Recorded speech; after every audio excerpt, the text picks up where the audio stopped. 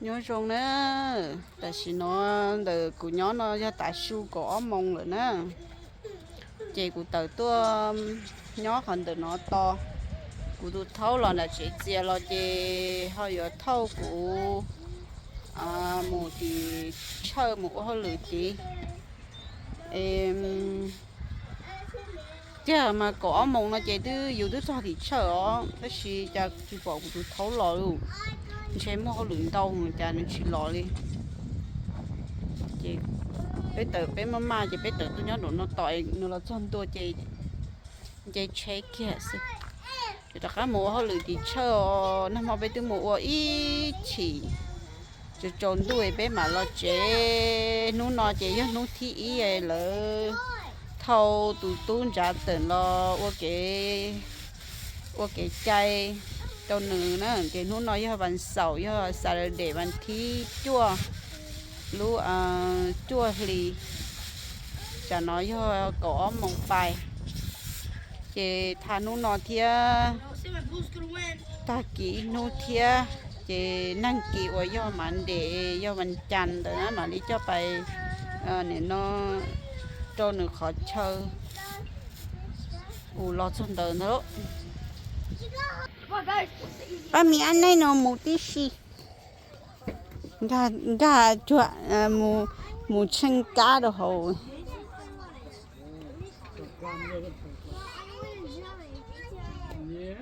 thế có chỉ tao nó xuống cái túi lọ không bỏ nên trống hả rồi cho lại đế hả bố mới chân để chế nè hai tràn nó là bố mới chân để chế đi luôn chỉ mua đi nè cho nên để chế ít cho chị xa kia một bó kia đỡ cho lấy chế là cá sợ ôi của hai đỡ chế chia sao hả có bộ mua hao lửa đó có ô đâu mua sủ chị có lò chị ô chẳng không nè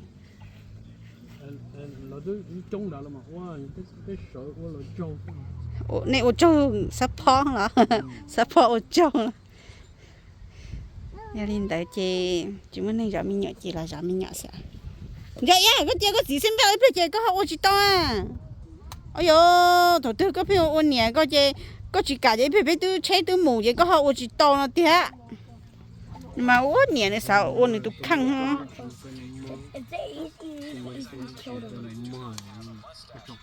lỡ thì nó lỡ vậy cái nó đổ nắng cái vậy hay cái là chỉ nó mỏ này vậy bên này đặt cái loại thì nó lỡ chơi plá thì các bạn thiệt lên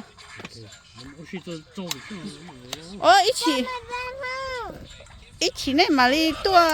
to của này mà đi tua oxy mà lu ra nó như hông màu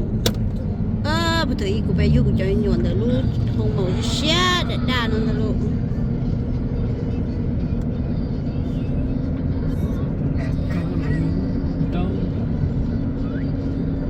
dù là blog lăng bể lu đa bể đàn thôi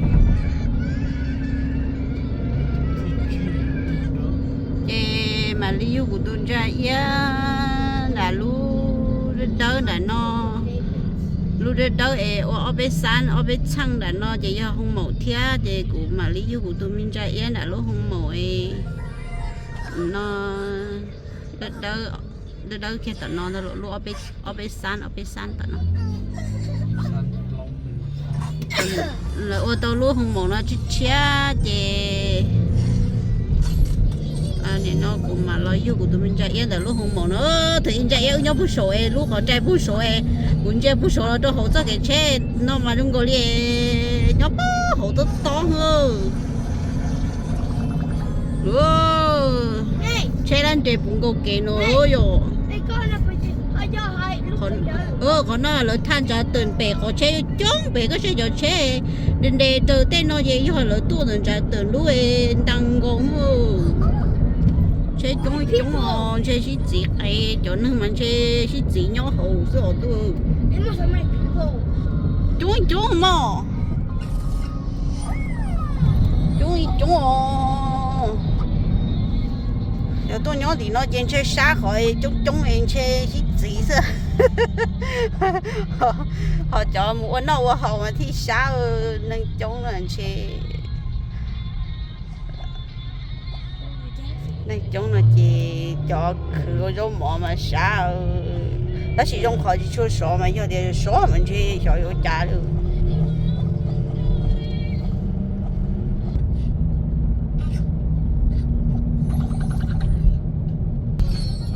em cả là tôi khâu hay cho đi trả nó. cho tiền nó cho tiền tăng. Thành đó. cho yêu cho lại tự nhiên lòng mua.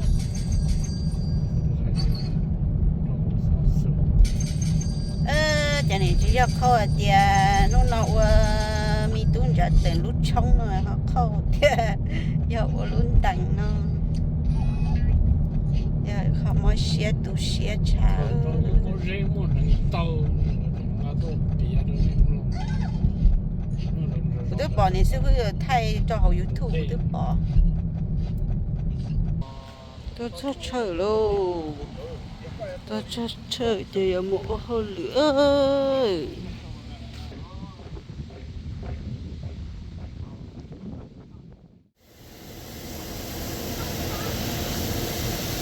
Không đây, mấy cái lỗ lớn chả chiều,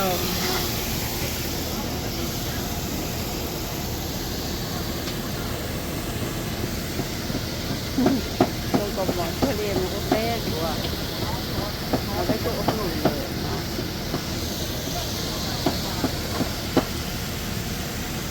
Này cái chỗ này, cái chỗ mà này trống tiêu. Cho nên tự cho nên nó thì cái xe tải cũng xuân trống mà cái chỗ họ lựa chọn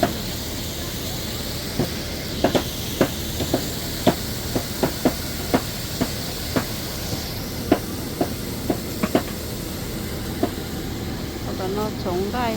cho nó có tăng phải luôn là chị chú mỏ chứ không ngay à thế này tới chợ uống nọ uống không có sự thay này trông cái à? Ui, đó là thay cái chả lầu nè. Thay thì đi bỏ mà.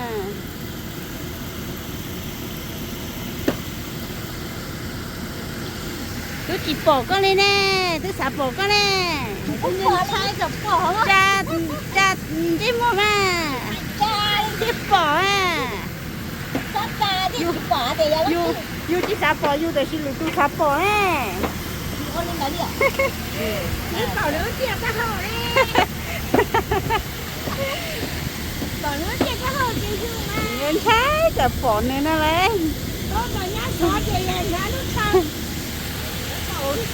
Nhá xó chia rồi nè, thâu xó chia. Nhá là mà. Tại bé hùa thâu là hùa nhá nè. Cú nè. Ê, cú có hùa thâu là hùa chào. Hùa phô mà. Thâu lắm. Nhá thì.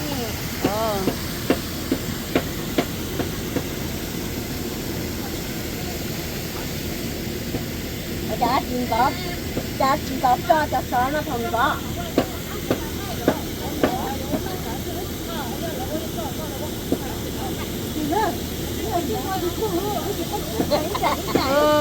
Thôi lửa mình đâu cưng rồi đi năng chơi qua cơ để hồi lửa gần đâu cơ để thay cái thầu củi như tôi thấy kia nó hay gì của đặc áp hơn gì của chưa không thay không đặc áp trôi cho nó ta để trôi cho nó nó ha ta để của lại rồi ít liền để nó hồi lửa sát tiêu hồi lửa mình tên tao đi sai bé tụi mình chạy nó chơi mỏ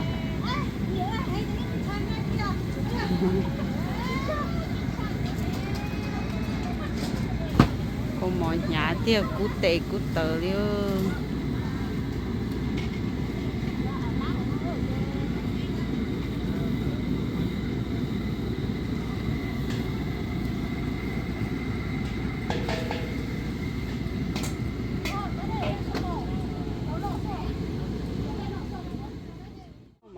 ta cho lỡ thâu bài nó thì chạy xẻ chạy bé thì cho nó thì đi tàu khổng lồ rổ thả nó lại hậu lửa mình đâu cần gọi để xí mà cô qua cho nó hậu lửa xí kiểu qua tiệt ta đâu là thâu bài thì bé đâu so mình gì đâu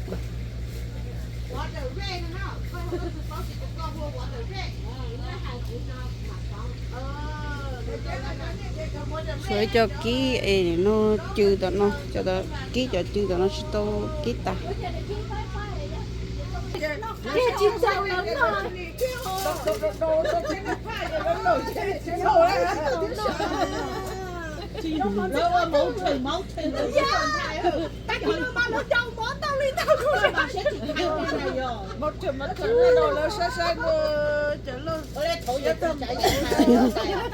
cháu đây ở chủ mua cho là tha nha em hai là hai con chơi mình gì em chơi đâu cháu lên ăn đâu nha có bao nhiêu nó đã cháu đây chơi rồi hai cháu xua lại cái cháu cái lớn này cháu con cháu rồi lo cho rồi cho nó bé ô lửa ta thì bé chơi đi khổng là thả bể đi nó đấy ôi thả bà ta mà có lửa đâu chỉ khổng là thả bể ô lúc chế nó lúc chế thâu rau mỏ bé nó thì chế chè rồi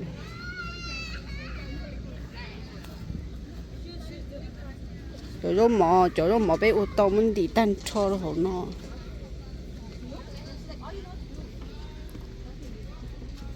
ô đâu nó lo sợ bà chẳng giống nó hiểu đâu họ năng chống thầu cho thông cho tao xịt xẻ nó chỉ làm mỏ lúc lo thì để lúc nó là làm mỏ ha cho nó câu tao nó chỉ hàng tay hồ cho nó chỉ không nó luôn luôn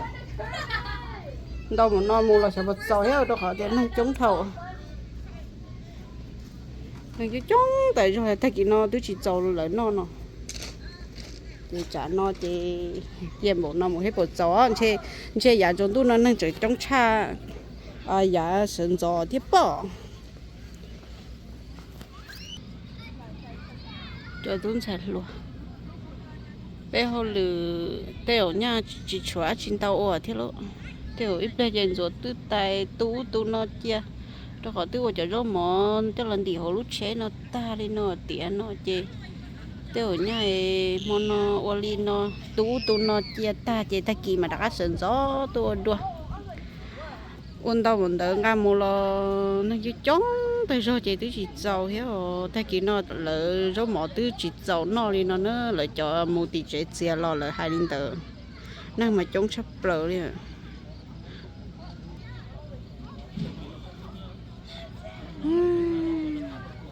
sợ cơ quên đóng cổ mò nó gọi ra chả cú vậy thì chị cũng không mua nữa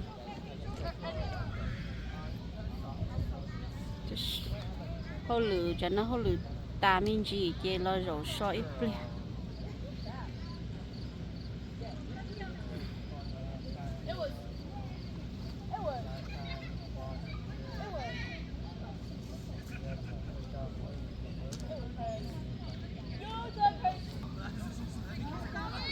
chẳng lúc con gai hồ cho chị nó giờ gai nhà bộ nó gai nó thì chế xe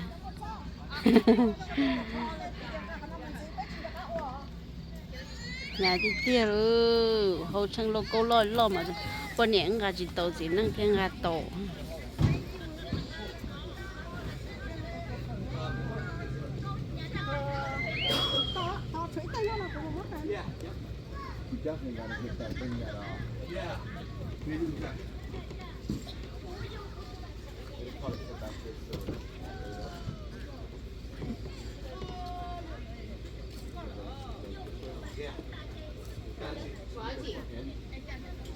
chưa còn đâu có không muốn được cứ còn đỏ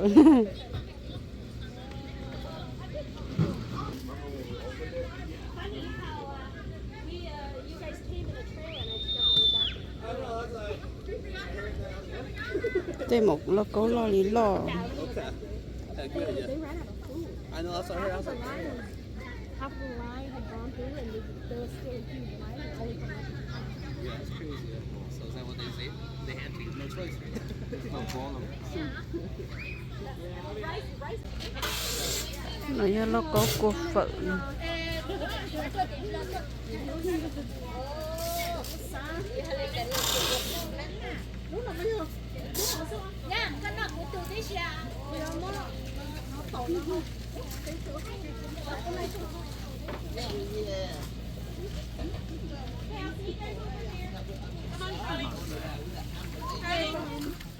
có cô vợ nó nữa và một ít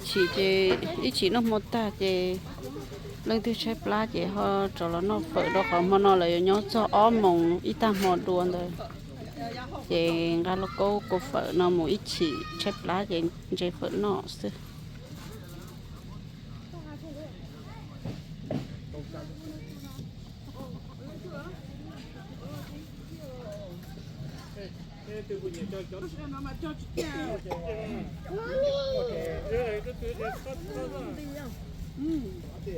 chè chán nói bây giờ thì nó chè tu tên nó tay bên chè sao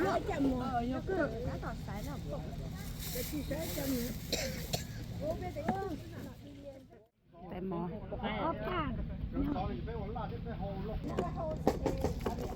ăn bùa làm cái gì ăn bùa cái nhũ có有金弄的喏了你师傅có有金弄的喏chị phải sửa nó kia có chỗ đúng là gì không giờ tội hơn nữa ăn sữa cái gì chỉ cho con mà chủ nó thưa ít cho tổ cũng thế nào mà thế nào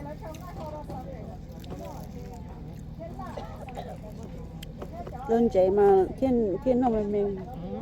cái gì đầu lên đầu màu chè bột chè ấy à nó chỉ tay cái bột chè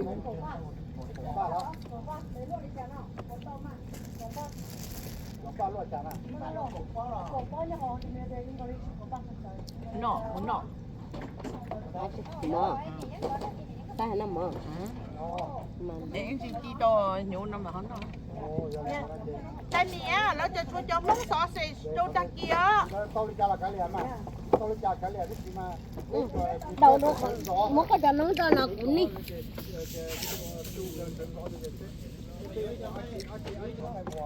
chứ chị cho cá cho nên thế vậy rồi cho khách cho cái cầu trâu tỏ nè cá cái gì mới tổ bên đâu cho khách muốn cho đó rồi cái ăn đây ở đây thôi cái này nhung nó cho mà tổ có bên đâu không ủa thế là chị cho chịu rốt xà lá nè ấp hàng của ấp hàng đó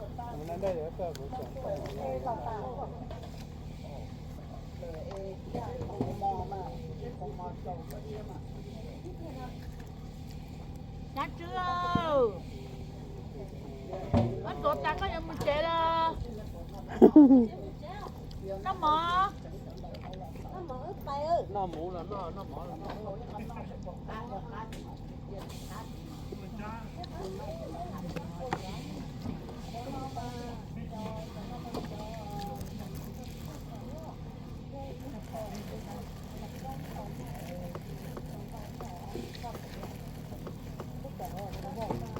chẳng số luôn cho cá tôm được thể về tôm nào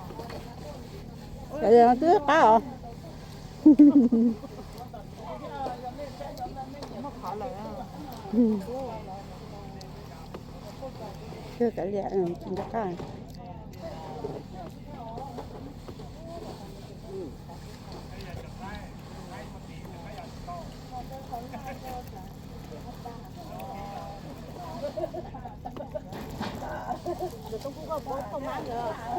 không má hay tìm mi cha nó rồi tìm nó cái à phô xua hay phô xua má nữa bố rồi nhà má cũng luôn rồi bỏ tí thu của máy thu trả này cũng gì cho cá phô thì phải không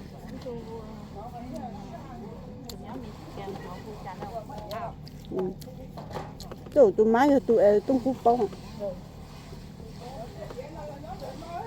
má tụi chị đấy ui là nụ mua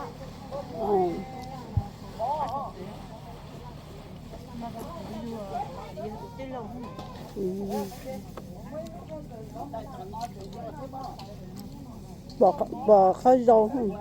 Cái thứ tốt tí này. lắm cũng chỉ trong một tí cũng chỉ bỏ lại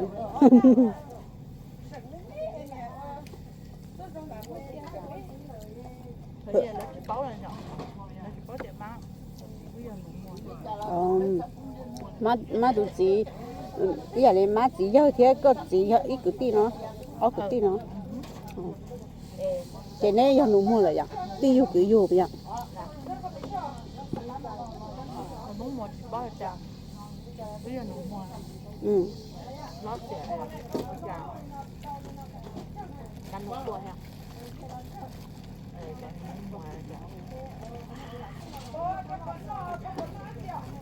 Cái này gọi là đó đây mà trẻ bây giờ nó mua nó hèn là muốn mua bạc bầu đó tụi bố vậy bán nhẹ ha thì khi lợi chạy lên nó mua để theo bố chứ rồi khi lợi bố này nè đó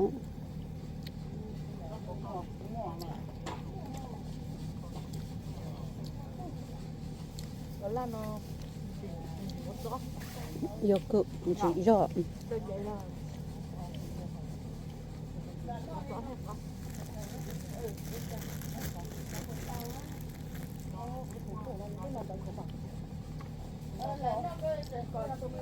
là xích sáng giờ lâu đi hay nhiều lo nhiều lúc tết chờ chơi luôn gọi đi em tôi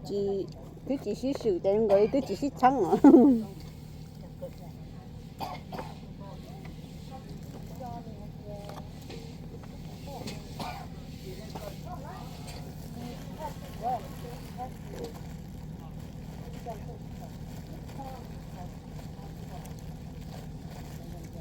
thôi trong cú hết má là chờ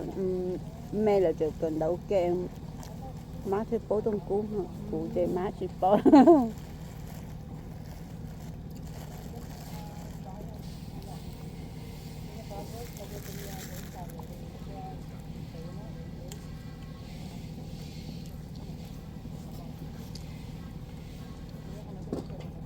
có cái hành nữa là có cái chi có chẳng phải là giờ chi cho nên cái của yo lo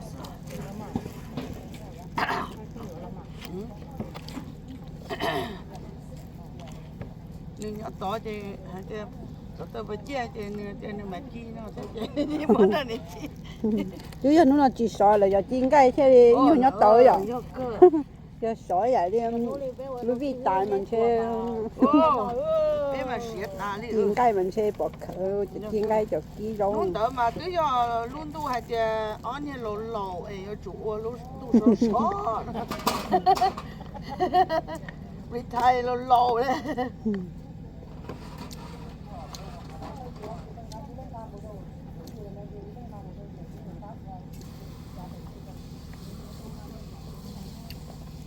luôn đỡ mà chỉ cho hai cho khỏi chứ chỉ lấy nó cho khủng nó để qua cắt nó chỉ lấy nó vì giờ chứ chỉ khủng nó chỉ muốn gì đó chỉ muốn chọnตัวchỉ ta kỹ năng kỹ hơn chứ mua về kế sinh kia hết nè thế cái nó cái thổi ô trên là cái cá rồi không nhưng mà chỉ rồi giờ lên để sao rồi lên chỉ con nó cá con nó hậu trên nó chỉ khủng nó của đợt sang đây lại của cha nè ông mà đó sẽ hư lẫn mà này sẽ hư luôn 2 tiết tiền ủa là đấy bỏ 2 tiết tiền 2 cặp lỡ liền 2 tiết tiền ta chỉ tiết bé chỉ tao một công ít tu sĩ hư retire luôn trong mỏ lẻ bé有一只包了，一只包的小了，我家着了的是，头retire那样。你讲么那么好，你去包好做嘛？佢係一只包，攞一隻魚誒。哦。攞一隻魚呢，佢都一包呢，retire 做包好 Facebook 是。叫那個麼的？哇。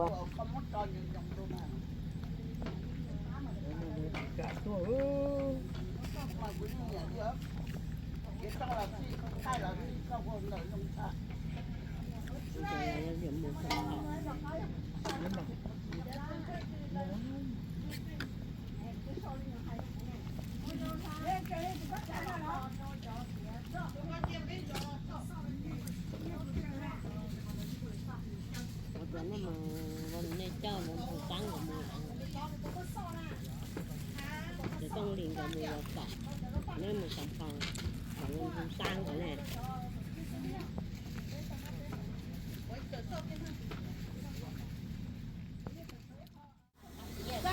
chua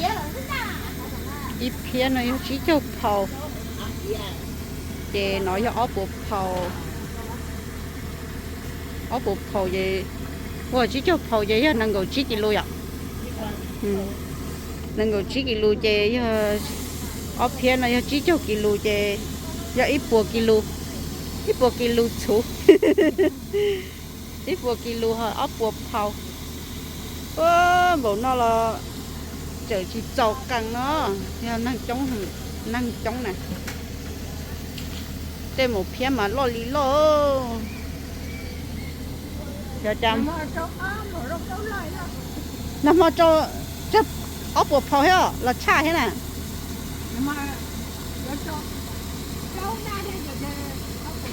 bao na giờ ốp bộ phao à bao na ốp bộ phao phải ta cho ôn gì hết này rồi bên hát chị xa ná lón hát nó chị bà ta bên hát gì chị xa ná mà chị hỏi bé bùa chỉ cho phò à bé bùa chỉ cho phò cái nữa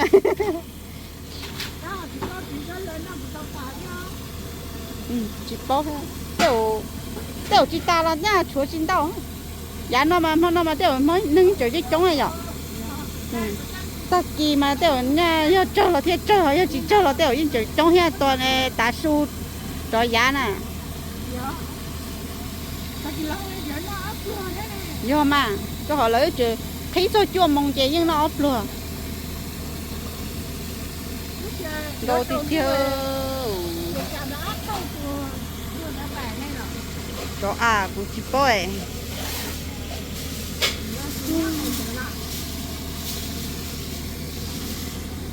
cái một cái mà lo đi lo hay ở lúc cái phía nó tua ít phía ít buồn rồi ít phía ít buồn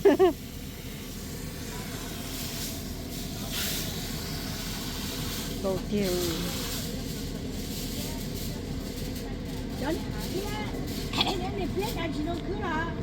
năng một chế ta cho nó chỗ bên của nó lặng tiểu chơi chỉ một phía xua vậy cả liền món đợi chi thứ to là phía chỉ xua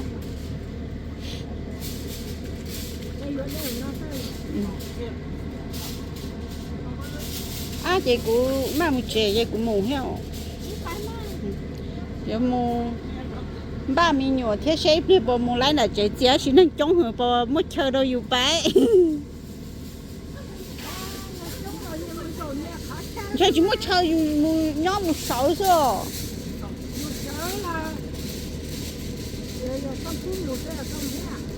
ô nụ mù thế hả ấy hay chờ hay còn nhiều bao tuần đó là bự cho cái mũi plia nè cho hỏi cú sa môn đa hàng thế này cú sa bò he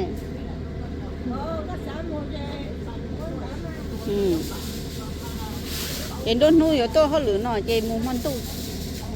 cái đêm đốt nuôi ở tôi họ đốt nuôi tôi họ lửa nó chơi nhiều bài mòn tu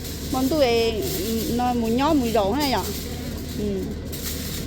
chị của nhìn nó bé yếm ba mùa thế mà đi là cá lọc gió mù lơ cho nó chỗ bên lăng nó sợ là bên chết ta đi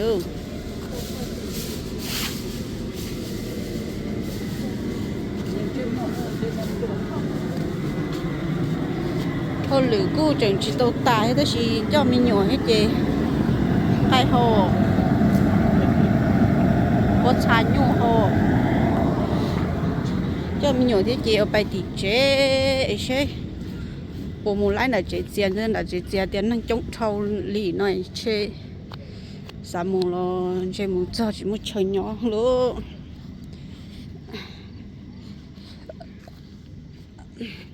là bé mua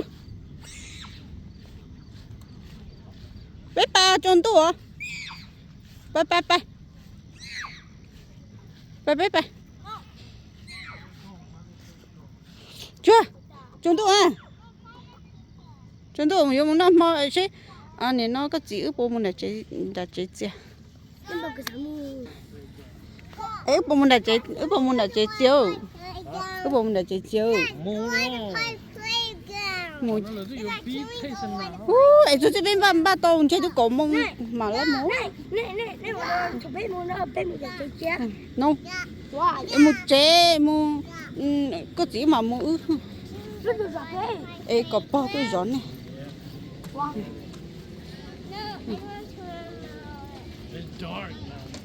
một lô một chiếu chú mình nhổn chơi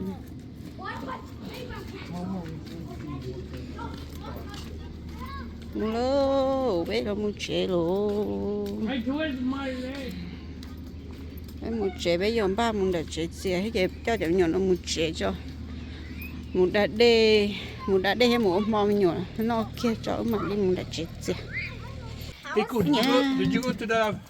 thing for He falls. Yeah, I We love fall that and quote, but then I'll go back again. He falls. Today? Those two fall and slip cái it. đấy ít lắm mà We Yeah, walk we'll go around. back and If stay want with to them be until like- maybe You're kind 9 or 10. You're kind of lucky. You're kind of lucky to have a Oh, giant. yeah. Which sorry, như What fish are these? Bluegill. cái tụi nem bự cho nên muốn nấu lá chọn chè nó But they have gills. They got gills. Oh, so why are the gills blue? Huh? The gills are blue. Fish? nhiều có bà xí kia gặp phết nữa nè dù xí kia Also, why? nó hơi có bạn trai có bạn trai chọn chè đó Yeah, because the fish is moving. moving giá nó chọn moving mà The gill moves. Yeah. ôi ôi cái chọn mấy anh này mà thà nông chỉ to liền ừ số có đâu chẳng đi chơi chó tiêu What's that? What's that one? bao chưa Which one? This? Like that one, like the black one. Yeah, it's the same. giờ của cháu cô chó nó chia cho cái lọ cho chè luôn lọ cho chè giờ tên nó chiêu cô cho nó đi